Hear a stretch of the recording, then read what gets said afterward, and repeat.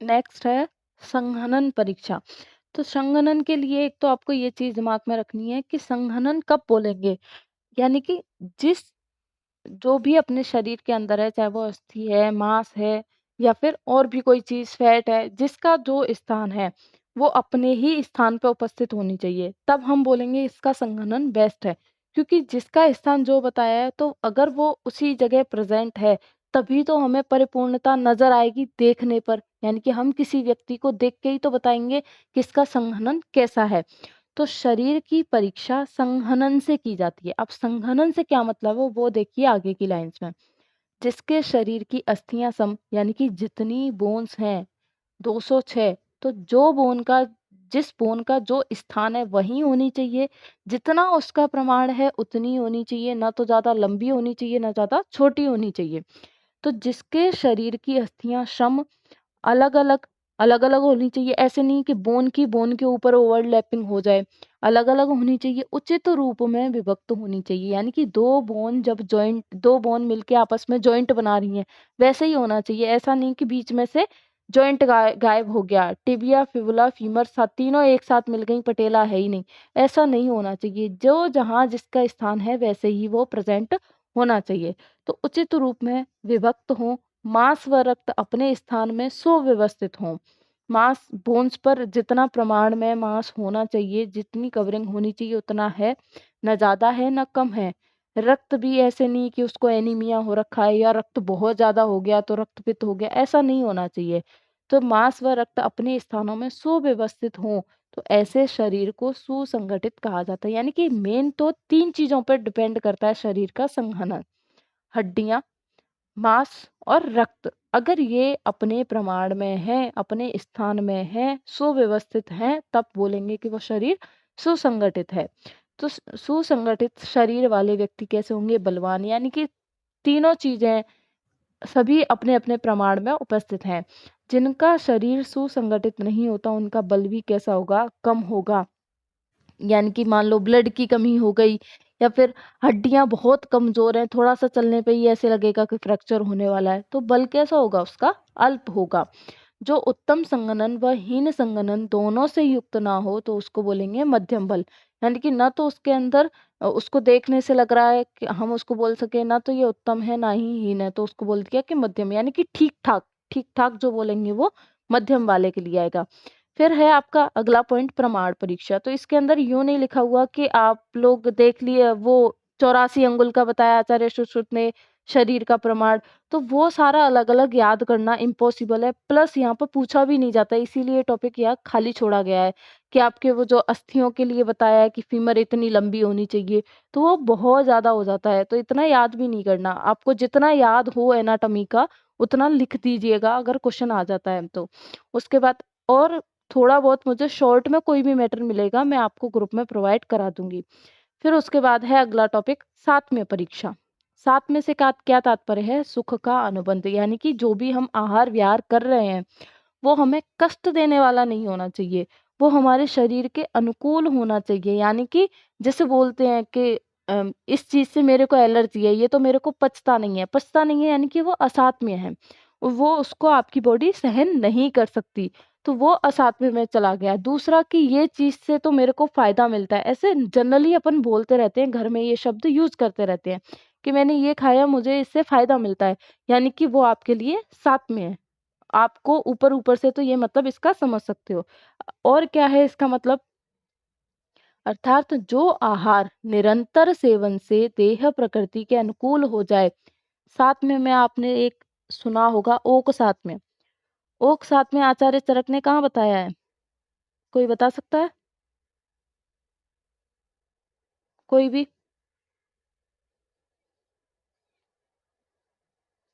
चलो कोई बात नहीं। आचार्य चरक ने चरक पूर्वार्ध के अंदर तस्यासिति अध्याय, जिसमें ऋतुचर्या का वर्णन किया है, उसके अंदर आचार्य चरक ने लास्ट में ओक सातम्य का थोड़ा सा बताया है, ओक सातम्य के बारे में। ओक सातम्य की ही डेफिनेशन होती है एक्चुअली ये। यानी कि साथ में जो हम लंबे टाइम से जैसे बोलते हैं हम कि चाय नहीं पीनी चाहिए, ऐसा बोलते हैं। खाली पेट चाय नहीं पीनी चाहिए या चाय नहीं पीनी चाहिए बोलते हैं, क्योंकि चाय जो है वो एसिडिटी करती है। लेकिन जो लोग बचपन से चाय पी रहे हैं, उनके तो वो औसत में होगी, उनको तो ना एसिडिटी कर रही, ना कोई नुकसान पहुँचा रही, बल्कि उल्टा ये होता है कि वो लोग चाय नहीं पिए तो उनके तो सर दर्द हो जाता है। यानी कि वो उनको ओक साथ में हो गया है, वो उनकी प्रकृति के अनुकूल हो गया है। अब साथ में दोनों ही चीज़ें आती हैं, जो अपने लिए अनुकूल हैं वो तो आती ही आती हैं, दूसरा जिनको हमने खा-खा के हैबिट में ले आए हैं, अपने अनुकूल में ले आए हैं, वो भी। आप लोगों को आवाज़ नहीं आ रही मेरी? अभी आ रही है?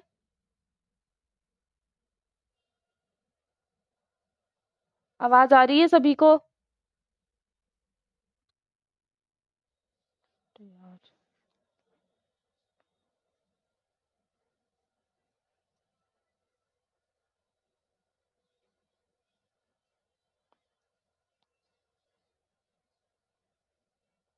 अभी आ रही है क्या?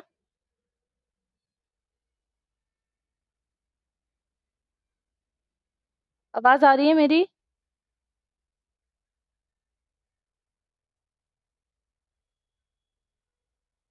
सुनाई दे रहा है आप लोगों को?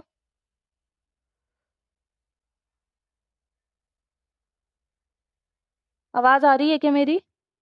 Okay, okay. ठीक है, आगे कंटिन्यू करते हैं। यानी कि एक तो वो होता है जो प्रकृति के साथ में है ही, यानी कि वातज प्रकृति के लिए जो रस साथ में बताएँ या पित्त के लिए या कफ के लिए जो साथ में बताएँ, एक तो वो हो गया जो प्रकृति के साथ में। दूसरा, आपको वो साथ में थे नहीं, लेकिन आपने हैबिट में लाके उनको साथ में कर लिया है।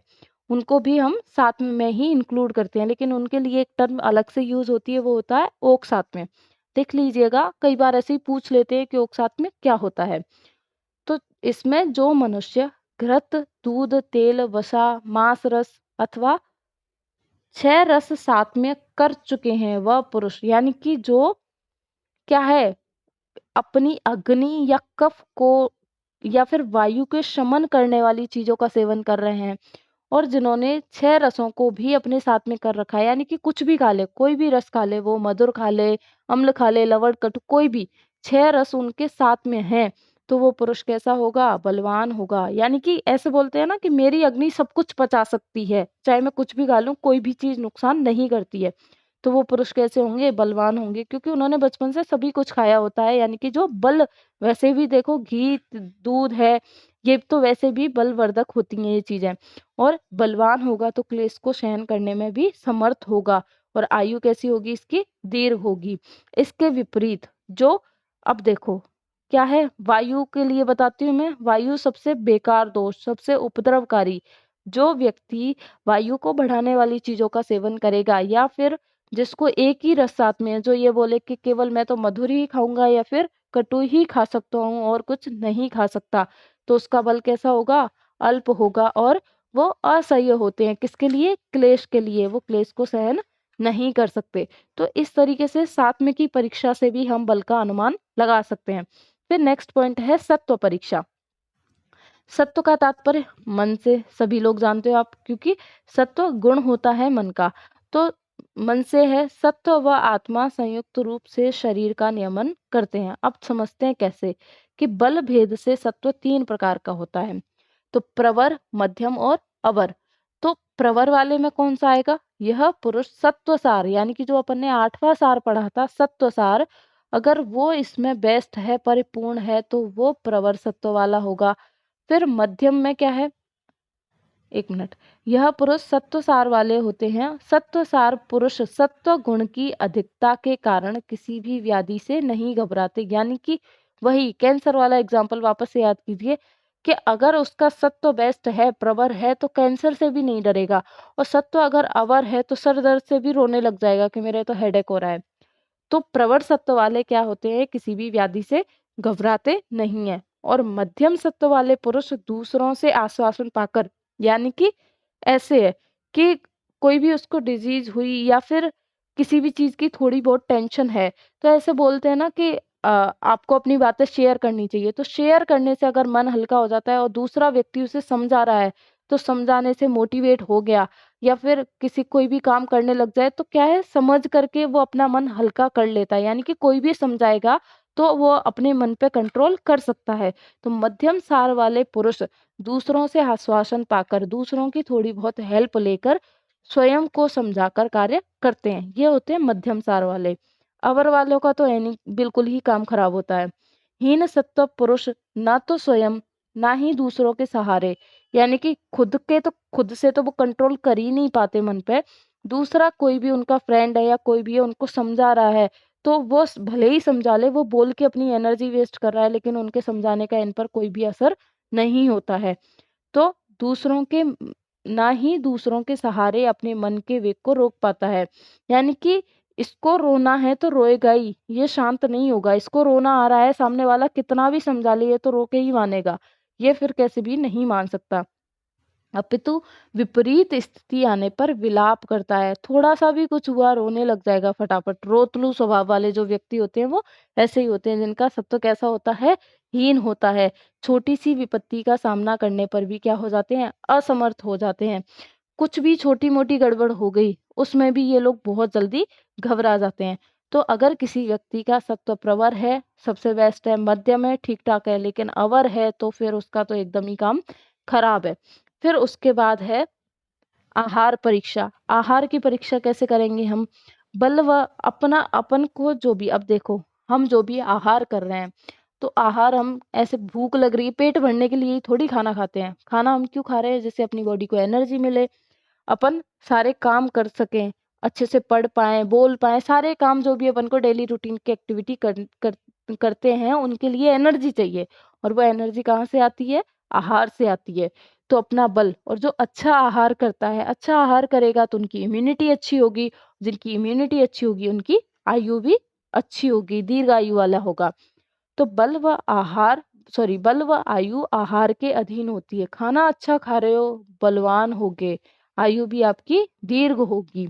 तो आहार शक्ति की परीक्षा भोजन करने की शक्ति से अथवा पाचन शक्ति को देखकर की जाती है। यानी कि हम बाहर से ही अनुमान नहीं लगा सकते। अब ये आहार की परीक्षा पूरी अनुमान बेस्ड होती है, अनुमान के आधार पर होती है।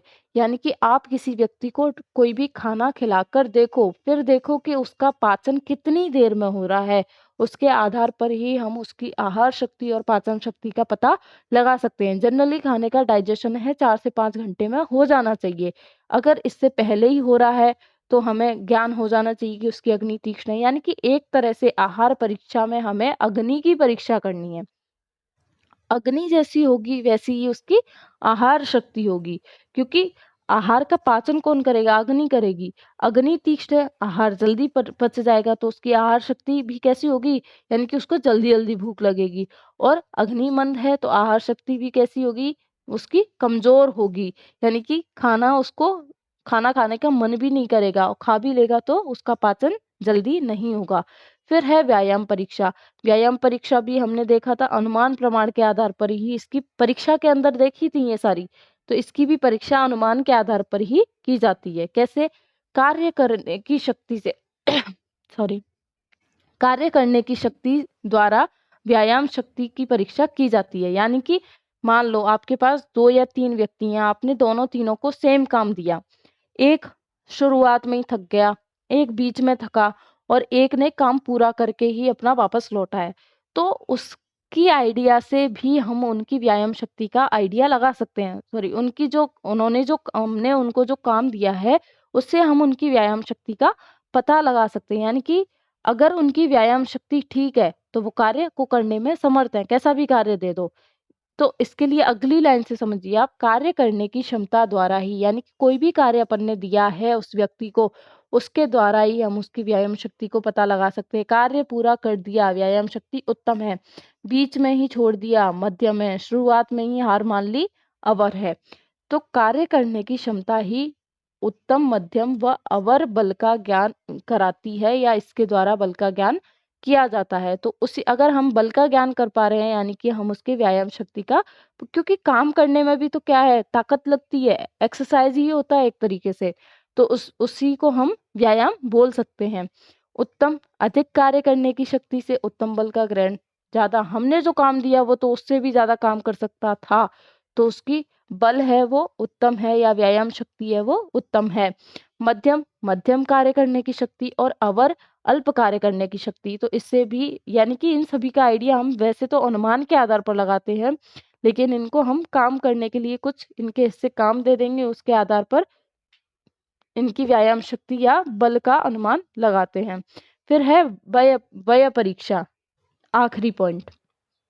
शरीर की अवस्था को वय कहा जाता है। अब आयु या वय को 3 पार्ट में डिवाइड किया गया है: बाल्यावस्था, मध्यमावस्था और वृद्धावस्था। तो बालावस्था में कौन आता है? वह अवस्था जिसमें, अब देखो, जन्म से लेके कब तक की बात हो रही है, आपको एज वाला याद रखना है। अगर आप यहाँ याद रखोगे तो इसका क्वेश्चन अभी नहीं आता, 3rd ईयर में पूछा जाता है पीडिया के अंदर। यहाँ याद रखोगे तो वहां आपको हेल्प मिलेगी। तो बालावस्था का याद रखना है आपको कि वह अवस्था जिसमें शरीर की धातुएं पूर्ण रूप से निर्मित न हुई हो, यानी कि निर्माण चल रहा है, काम है, जैसे बोलते हैं ना, कार्य प्रगति पर है, चल रहा है लेकिन पूर्ण नहीं हुआ है। शरीर की धातुएं परिपूर्ण नहीं है। रस, रक्त, मांस, मेद या इन सभी को छोड़ो, शुक्र, शुक्र का तो परिपूर्णन होता ही नहीं है। शुक्र के लिए एक लाइन आती है, यथा मुकुल पुष्पस्य। जो छोटे बच्चे होते हैं उनके अंदर शुक्र कैसा रहता है? जैसे सुगंध रहती है फूल के अंदर, ऐसे रहता है, मुकुल की तरह। तो इनके अंदर धातुएं पूर्ण रूप से नहीं बनती हैं। अब धातुएं पूर्ण रूप से नहीं बनती है, तभी तो अब जो धातुओं का अंतिम फल प्राप्ति है वो तो शुक्र ही है। तो शुक्र के लिए तभी ये बात बोली जाती है। तो आपको याद रखना है कि बाल्यावस्था में धातुएं पूर्ण रूप से नहीं बन पाती हैं। शरीर इनका, छोटे बच्चों का शरीर कैसा होता है? कोमल होता है, और थोड़ी सी चीज से रोने लग जाते हैं, क्लेश को सहन नहीं कर सकते, क्योंकि शरीर में ताकत ही नहीं होती, धातुएं ही पूर्ण रूप से नहीं बनी होती हैं। शरीर में इनके में कफ की प्रधानता रहती है। वह 16 वर्ष तक की अवस्था को बाल्यावस्था बोला जाएगा। लेकिन ट्विस्ट है, देखिए अगले 2 भेद करे हैं आचार्य चरक ने। आचार्य चरक ने बाल्यावस्था के 2 भेद करे हैं। यहाँ तक आचार्य चरक संतुष्ट नहीं हुए। आचार्य चरक ने 16 वर्ष तक को बाल्यावस्था नहीं माना। आचार्य चरक ने तो 30 वर्ष के पुरुष को भी बाल्यावस्था में ही इंक्लूड किया है, याद रखना है। केवल आचार्य चरक ही मानते हैं 30 वर्ष के पुरुष को बाल्यावस्था के अंदर। बाकी सभी 16 तक को ही बाल्यावस्था मानते हैं। उसके बाद वो किशोरावस्था या मध्यमावस्था के अंदर इंक्लूड करते हैं। तो इन्होंने 2 भेद किए, 1 से 16 वर्ष तक जिसमें कफ प्रधान रहेगा, ठीक है, उनको भी बाल्यावस्था में माना। और यहाँ पर आप ये लाइन भी लिख सकते हो, जिसके अंदर धातुएं पूर्ण रूप से नहीं बनी हो। दूसरा, जो 16 से 30 वाले व्यक्ति होते हैं उनमें धातुएं क्रमशः बढ़ती हैं। अब यहाँ से क्या है, इनके अंदर धातुएं पूर्ण होना शुरू हो जाती हैं, पर इनके अंदर इम्पोर्टेंट चीज, इनका मन जो होता है वो अस्थिर होता है। कोई भी डिसीजन है नहीं ले सकते, यानी कि जिंदगी में कंफ्यूजन हमेशा ही बनी रहेगी। सोचते बहुत है, कोई भी डिसीजन है एक ही बार में बिना सोचे समझे नहीं ले सकते, पहले उसके बारे में पूरी खोजबीन करेंगे। यानी कि मन इनका हमेशा अस्थिर रहता है, किसी भी चीज पर टिकते नहीं है। जैसे अपन लोगों के लिए देख लो, हम सोचते हैं कि आज हम 3-4 घंटे पढ़ेंगे, लेकिन ऐसा नहीं हो पाता है। हम 3-4 मिनट भी नहीं पढ़ पाते हैं एक्चुअली। तो हमारा मन अस्थिर होता है, किसी टाइम पर कुछ सोचते हैं लेकिन कर नहीं पाते, यानी कि दृढ़ निश्चयी नहीं होता है मन। ठीक है। तो आचार्य चरक का आपको याद रखना है कि इन्होंने बाल्यावस्था के 2 भेद किए हैं। एक तो है 1 से 16 वर्ष तक जिसमें कफ प्रदान रहेगा, दूसरा है 16 से 30 जिसमें धातुएं तो बढ़ेंगी, लेकिन इंपॉर्टेंट पॉइंट यही है, इसी के आधार पर भेद किया जाता है। मन अस्थिर रहेगा इनका। फिर है उसके बाद मध्यमावस्था। मध्यमावस्था में क्या है? शरीर में बल, वीर्य, पौरुष, ग्रहण, धारण, स्मरण और वचन शक्ति आ गई हो, यानी कि अब इनकी कंट्रोल पावर इन्हीं के हाथ में होती है। जब चाहेंगे, जो जब इनको बोलना है, इनका बल भी ठीक ठाक होगा, वीर्य भी ठीक होगा, यानी कि इसी अवस्था में क्या है, संतान की उत्पत्ति होती है। ग्रहण, धारण शक्ति, यानी कि इनके लिए जो काम बेस्ट है वही करेंगे, इनको अच्छे बुरे का ज्ञान होता है, सभी चीजें आती हैं, ये सारा लिख सकते हो इसके अंदर। सभी धातुओं के गुण, यहाँ पर धातुएं इनकी पूर्ण रूप से पुष्ट होंगी।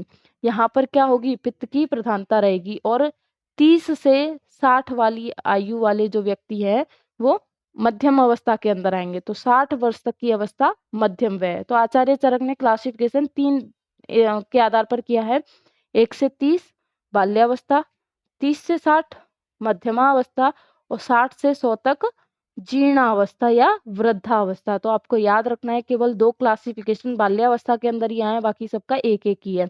फिर है जीर्णावस्था या वृद्धावस्था। अब यहाँ पे वृद्ध हो रहा है तो धातुएँ कम होने लगेंगी। तो इस अवस्था में शरीर धातु, रक्त आदि इंद्रियों का बल, वीर्य, पुरुषार्थ, पराक्रम, यानी कि आप वृद्ध व्यक्ति को सोच के इसको लिख सकते हो कि उसके अंदर कोई भी काम बोलेंगे नहीं कर सकता, उनके अंदर बल की कमी होती है क्योंकि वायु बढ़ी हुई रहती है। कोई भी चीज़ बोलेंगे बहुत जल्दी भूल जाते हैं, इनकी स्मरण शक्ति भी कमज़ोर होने लगती है, धारण शक्ति, ग्रहण शक्ति, कोई भी चीज़ आप इनको बताओगे तो 2 बार में ऊँचा तो सुनने लग जाते हैं, 1 बार बोलोगे फिर नहीं समझ में आया, फिर वापस से इन लोगों को समझाना पड़ता है। तो ग्रहण, धारण, स्मरण और वचन शक्ति घटने लगती है इनकी। धातुओं के गुण नष्ट होने लगते हैं क्योंकि वात का प्रकोप है। वायु गुण की प्रधानता रहती है और 100 वर्ष तक की अवस्था जीर्णावस्था है। आचार्य चरक ने 100 वर्ष तक की आयु मानी थी। पहले आयु 100 वर्ष तक की हुआ करती थी, अब तो हजारों में से एक आध व्यक्ति की आयु 100 वर्ष की होती है। 60-70 पर ये दी एंड होने लग जाता है अब तो। पहले होती थी। आपने वो जनपदोध्वंस वाला चैप्टर पढ़ा होगा तो वहां देखा होगा आपने कि आयु अब कैसे घटती जा रही है। तो ये आपका था आखिरी टॉपिक इसका। इसके बाद भी एक